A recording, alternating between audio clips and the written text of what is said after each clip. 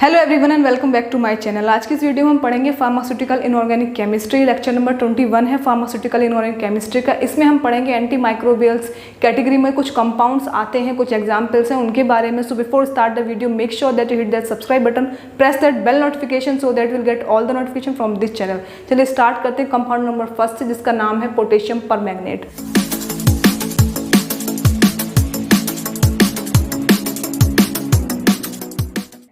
सो potassium permanganate का molecular formula KMnO4 molecular formula होता है। And if we will talk about the molecular weight 158। So 158 के approx इसका molecular weight होता है। Now moving to the next one that is preparation. तो there are several kind of preparation या several methods to prepare KMnO4।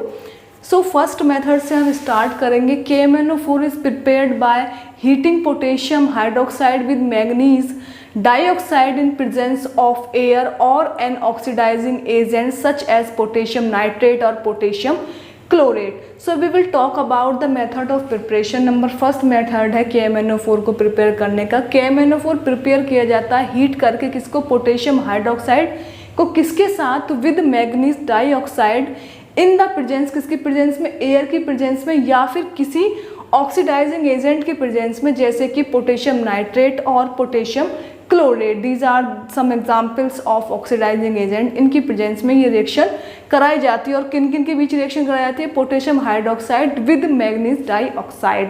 Hair is the reaction K2KOH plus MnO2 in the presence of O, K2MnO4 plus H2O. Here is the reaction of this method. Then moving to next paragraph, the greenish product potassium magnate is extracted with water and treated with CO2 or ozonide air to precipitate about 1/3 of manganese as the hydrated dioxide.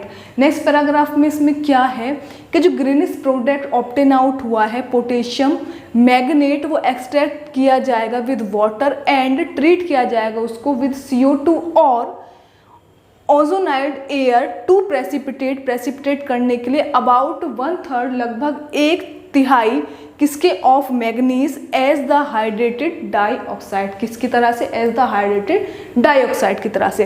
The remaining manganese is converted into KMnO4। तो इस तरह से जो remaining manganese होगा वो convert हो जाएगा KMnO4 यानी कि पोटेशियम परमैंगनेट में। Hair is the reaction 3K2MnO4 plus 2CO2 will be equal to 2KMnO4 plus MnO2 plus 2K2CO3. Next, moving to next method of preparation or next paragraph. If chlorine is passed through the solution in place of carbon dioxide, the whole of the manganese of the magnet is converted into permanganate. अगर हम chlorine को पास करें through the solution in place of carbon dioxide की जगह पर, तो क्या होगा? तो कंप्लीट मैग्नीज है मैग्नेट का, वो कन्वर्ट हो जाएगा परमैंगनेट में। और here is the reaction 2K2MnO4 plus Cl2 will be equal to 2KMnO4 plus 2KCl। Next paragraph क्या है? Manganate can also be converted into permanganate by electrolyzing a warm solution. तो manganate को हम convert कर सकते हैं परमैंगनेट में अगर हम इलेक्ट्रोलाइज कर दें उस वार्म सॉल्यूशन को। इसका रिएक्शन है 2K2MnO4 plus 2H2O will be equal to 2KMnO4 plus 2KOH plus H2। ये रिएक्शन है हमारे थर्ड पैराग्राफ की। Moving to next paragraph, any of the above solution is filtered to separate the precipitated potassium manganate. अब ये जो सारे solutions हैं इनमें से कोई भी एक सॉल्यूशन को हम फिल्टर कर लेंगे और क्या करने के लिए? सेपरेट करने के लिए जो प्रेसिपिटेटेड पोटेशियम मैग्नेट है उसको। नेक्स्ट है जब filtrate is concentrated and cooled to crystallized potassium permanganate.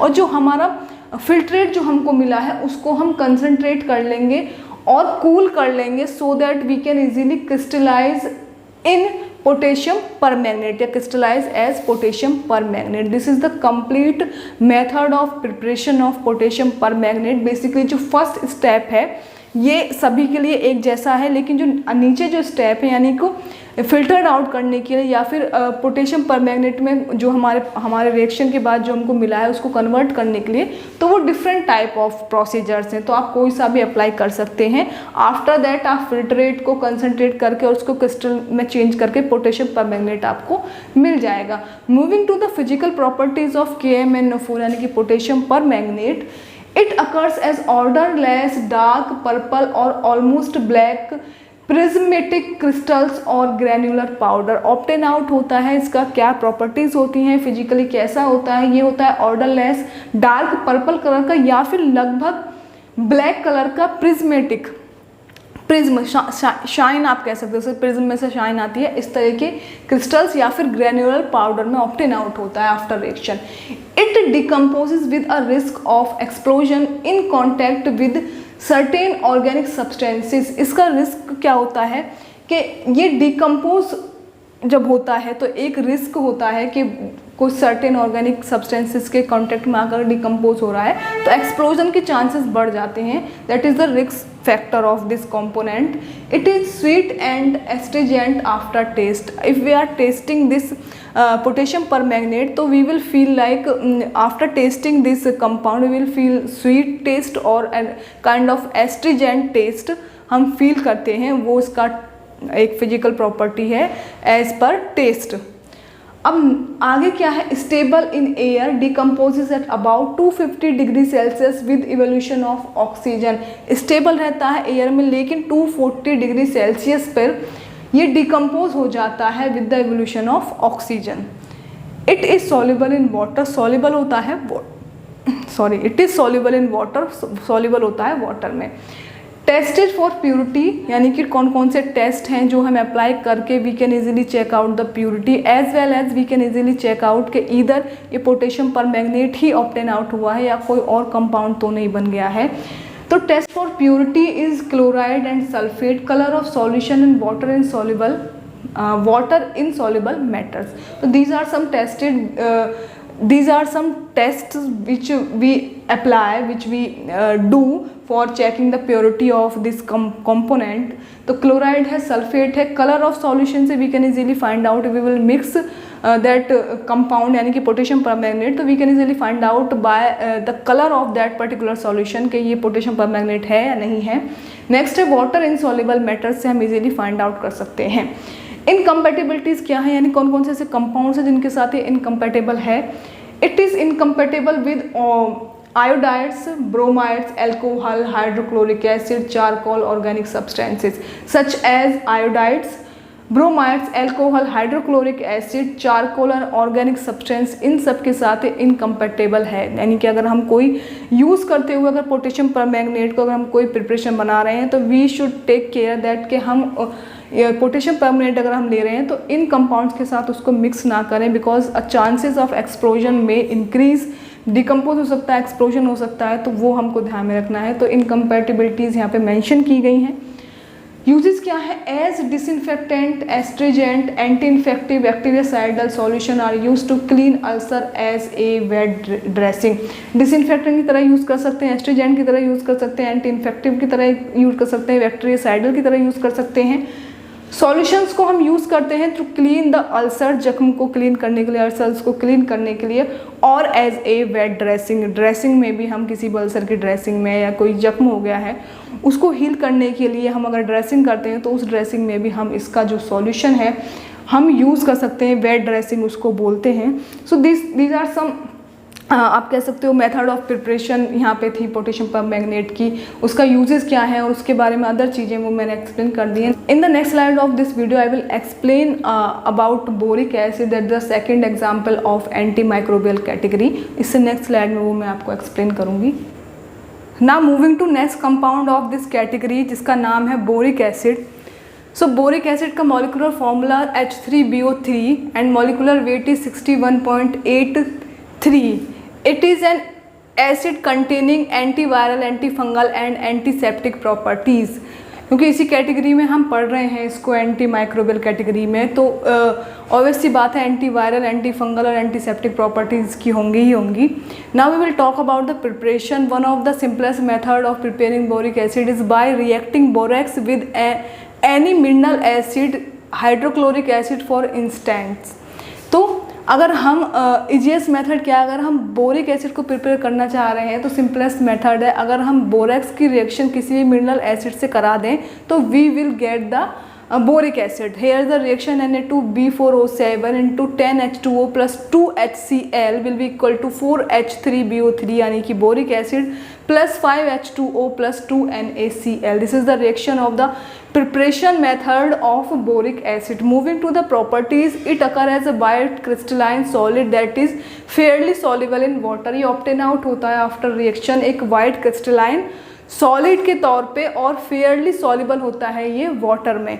Next है the solubility of it is temperature dependent. Solubility जो है इसकी वो टेम्परेचर डिपेंडेंट होती है, टेम्परेचर पे डिपेंड करती है कि कितना सॉल्युबल होगा ये वाटर में।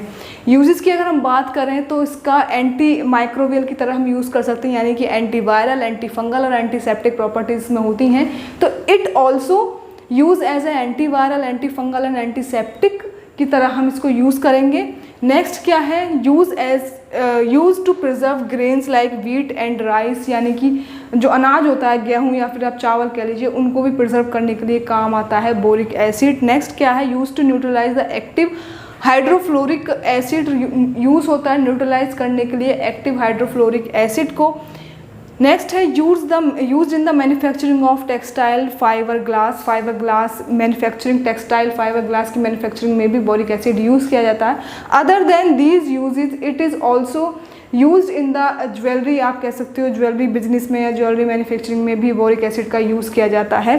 अदर देन दीज पैराग्राफ और these uses property and preparation, इसका एक जो मेन टर्म है या फिर आप कह सकते हो जो इसका आ सकता है बोरिक एसिड पॉइजनिंग। तो बोरिक एसिड अगर कोई भी ह्यूमन बीइंग अगर बहुत लॉन्ग ड्यूरेशन के लिए कांटेक्ट में है बोरिक एसिड के, यानी कि वो ब्रीथ कर रहा है तो ब्रीथिंग के टाइम पे, सांस लेने के टाइम पे भी बोरिक एसिड उसके कांटेक्ट में आ रहा है, लंग्स में जा रहा है, तो उसको नोज़िया हो सकता है, हेडेक हो सकती है, ये कुछ उसको दिक्कतें हो सकती हैं अगर वो लॉन्ग ड्यूरेशन के लिए बोरिक एसिड के कांटेक्ट में है।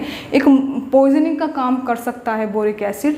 तो ये कुछ चीज़ें हैं। अदर देन दीज इसकी जो टेस्ट ऑफ प्योरिटी है वो टेस्ट ऑफ प्योरिटी है, हम इसका कलर चेक करते हैं। कलर अगर आफ्टर रिएक्शन अगर कलर इसका वाइट ऑब्टेन आउट हो रहा है तो वो भी एक आइडेंटिफिकेशन या फिर प्योरिटी फाइंड आउट करने का एक तरीका है।